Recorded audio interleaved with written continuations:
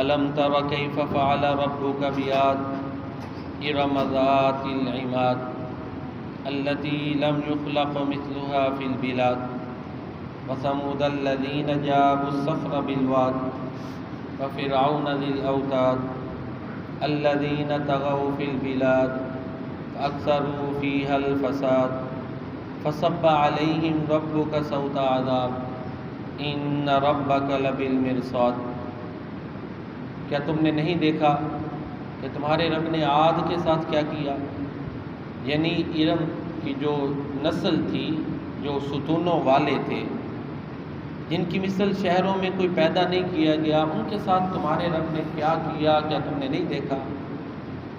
اور سمود کو کہ جو وادی کی چٹانوں کو تراشتے تھے اور گھر بناتے تھے، اور فرعون جو میخوں والا تھا، کیلوں والا، جنہوں نے شہروں میں سرکشی کی تھی، یا جو شہروں میں سرکشی کیا کرتے تھے، تو انہوں نے اس میں فساد کیا، تو تیرے رب نے ان پر کوڑا برسایا، بے شک آپ کا رب یقیناً گھات پہ ہے۔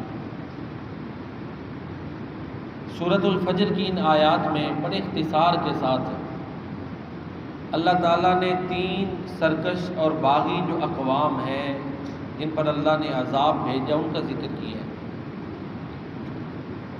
سب سے پہلے اللہ تعالیٰ نے قوم عاد کا ذکر کیا ہے۔ الم تر کیف فعل ربک بعاد، کیا تم نے نہیں دیکھا کہ تمہارے رب نے عاد اولا جس کو کہتے ہیں ان کے ساتھ کیا کیا؟ عاد ارم بھی ان کو کہتے ہیں۔ ارم آگے آ رہا ہے لفظ ارم ذات العماد، وہ ارم جو لمبے لمبے ستونوں والے تھے۔ ارم کہتے ہیں کہ ان کا جد اعلیٰ تھا ارم بن سام بن نوح، یہ اس کی اولاد تھے قوم عاد۔ لمبے ستون اس لیے کہ یا تو ان کے قد بڑے لمبے تھے، اس لیے قرآن نے یہ کہا۔ دوسرا، لمبے ستونوں والے اس لیے ان کو کہا گیا کہ یہ جو بلڈنگز بناتے تھے نا، ستونوں پہ کھڑی کر لیتے، یعنی ان کے پاس ٹیکنیک تھی، یہ تعمیرات میں بڑی مہارت رکھتے تھے۔ اللہ فرماتے ہیں التی لم یخلق مثلها فی البلاد، ان جیسا کوئی پیدا نہیں کیا گیا، بڑی طاقتور قوم تھی۔ یہ سورہ ابھی شعراء کی جو آیات پڑھی گئی ہیں اس میں بھی یہی عنوان ہے کہ جب ہود علیہ السلام ان کے پاس آئے نا، تو انہوں نے کہا ایک اللہ کی عبادت کرو، کسی اور کی عبادت نہ کرو، اللہ سے ڈر جاؤ۔ اتبنون بکل ریع آیۃ تعبثون، تم یہ نشانی کے طور پہ کھیلتے کھیلتے جو ہے نا بڑے بڑے محلات بنا دیتے ہو۔ وتتخذون مصانع لعلکم تخلدون، تم نے ایسے محلات بنایا تم نے ہمیشہ جیسے یہاں رہنا ہے۔ وَإِذَا بَطَشْتُمْ جَبَّارِينَ، تم بڑے مضبوط طاقتور ہو، جب کسی کو پکڑتے ہو تو خوب زبردست پکڑ لیتے ہو۔ اسی طرح سورۃ حامیم السجدہ میں بھی یہی مضمون ہے، قوم عاد کا اللہ نے ذکر فرمایا۔ فَأَمَّا عَادٌ فَاسْتَكْبَرُوا فِي الْأَرْضِ بِغَيْرِ الْحَقِّ وَقَالُوا مَنْ أَشَدُّ مِنَّا قُوَّةً، نشۂ قوت تھا نا۔ عاد نے زمین میں تکبر کیا، یہ تکبر کیا کرتے تھے۔ عربی میں ماضی مطلق جو ہے وہ ماضی استمراری کے طور پر بھی یوز ہو جاتا ہے، ٹھیک ہے، دونوں معنی ہم یہاں کر سکتے ہیں۔ تکبر کی یعنی ان کی عادت تکبر کیا، یہ تکبر کیا کرتے تھے۔ پھر اللہ فرماتے ہیں ناحق تکبر تھا۔ وقالوا من اشد منا قوة، کہتے تھے ہم سے بھی کوئی طاقتور ہے۔ تو اللہ تعالیٰ فرماتے ہیں اولم يروا ان اللہ الذي خلقهم هو اشد منهم قوة، کیا انہوں نے نہیں دیکھا وہ اللہ جس نے ان کو پیدا کیا ہے وہ ان سے زیادہ طاقتور ہے۔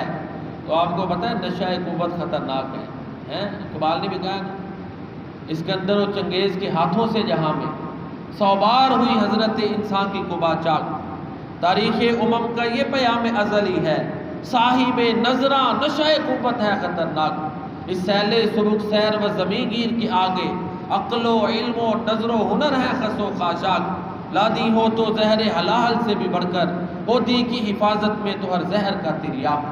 نشۂ قوت میں مخمور تھے نا، تو یہ ان کے رویے تھے۔ پھر اللہ فرماتے ہیں فَأَرْسَلْنَا عَلَيْهِمْ رِيحًا صَرْصَرًا، ہم نے ان کے اوپر ایسی ہوا بھیجی جس کی بڑی اونچی آواز تھی اور آواز میں بھی ایک خوف تھا۔ فی ایام نحسات، لگاتار کئی دن ہوا رہی، اور پھر جو ہے نا اللہ تعالیٰ نے ان کو اس طرح ہلاک کر دیا. اور اللہ فرماتے ہیں وَلَعَذَابُ الْآخِرَةِ أَخْزَىٰ وَهُمْ لَا يُنصَرُونَ. آخرت کا عذاب اس سے بھی زیادہ رسوا کن ہے. اور سورہ الحاقہ میں بھی یہی مضمون ہے. عاد و سمود دونوں کا جرم یہ تھا کہ انہوں نے قیامت کو جھٹلایا. فَأَمَّا عَادٌ فَأُهْلِكُوا بِرِيحٍ صَرْصَرٍ عَاتِيَةٍ سَخَّرَهَا عَلَيْهِمْ 7 لَيَالٍ و8 أَيَّامٍ حُسُومًا فَتَرَى الْقَوْمَ فِيهَا صَرْعَىٰ كَأَنَّهُمْ أَعْجَازُ نَخْلٍ خَاوِيَةٍ. بڑے اونچے لمبے والے تھے. 7-8 دن مسلسل ان پر آندھی اللہ نے مسلط کر دی اور اٹھا اٹھا کے پھینکتی تھی. اور اللہ فرماتے ہیں جب ان کے لاشیں پڑے ہوئے تھے ایسے لگتا تھا جیسے کھجور کے لمبے لمبے درخت اور ستون ہیں. اور آگے قوم سمود کا ذکر ہے. اللہ فرماتے ہیں قوم سمود کے بارے میں وہ بھی وادیوں کو تراش کے پہاڑوں کو تراش کے محلات بناتے تھے. اب انسان اب پتہ ہے نا پہاڑوں کو تراش کے بنا رہے ہیں, کتنی مشینری چاہیے. اس دور میں یہ پہاڑوں کو تراش کے محلات بنا لیتے قوم سمود. اور پھر اللہ فرماتے ہیں فَأَكْثَرُوا فِيهَا الْفَسَادَ. اسی طرح فرعون جو میخوں والا تھا وَفِرْعَوْنَ ذِي الْأَوْتَادِ, میخوں والا فرعون. قوم سمود پر اللہ نے چیخ مسلط کی تھی, چیخ سے ہلاک کیا تھا. رہا فرعون میخوں والا, اس کو کیوں کہتے ہیں؟ اس کی کئی اسباب ہیں. جب اس کی فوج کہیں جاتی تھی نا تو خیمے لگاتے تھے. خیمے لگانے کے لیے کیل ٹھوکنے پڑتے ہیں. بہت بڑی فوج تھی اس لیے اس کو کہتے ہیں میخوں والا. کچھ یہ بھی مطلب ہے کہ اس کی جو فوج تھی نا وہ بڑی طاقتور تھی. آج آپ کو پتہ ہے آج جو ٹیکنالوجی کا دور ہے, پہلے ادوار میں حکومت کے لیے طاقتور فوج چاہیے ہوتی, تو اس کی جو میخیں تھی یعنی اس کی جو مضبوطی کا سبب تھا اس کی فوج تھی, بڑی طاقتور فوج. اور تیسری تفسیر یہ ہے کہ یہ کیل ٹھوک کے جس کو عذاب کرنا ہوتا تھا دیوار کے ساتھ اس کو چن دیتا تھا اور اس کے جسم میں کیل ٹھوکتا تھا, اس لیے اس کی خامی اللہ نے بیان کی ہے. پھر اللہ فرماتے ہیں یہ سب بیان کرنے کے بعد کہتے ہیں فَأَكْثَرُوا فِيهَا الْفَسَادَ. یہ زمین میں بڑا فساد کیا کرتے تھے, تو یہ سب فسادی تھے. تو پھر اللہ فرماتے ہیں کہ ان پر تیرے رب کا کوڑا برسا, تو یقیناً تمہارا رب ایسے سرکشوں کی گھات میں ہے. اب دیکھیں سورہ فجر کا انداز بڑا سخت ہے یہاں پہ. اس کا مطلب ہے کفار مکہ ماننے کے لیے تیار نہیں تھے.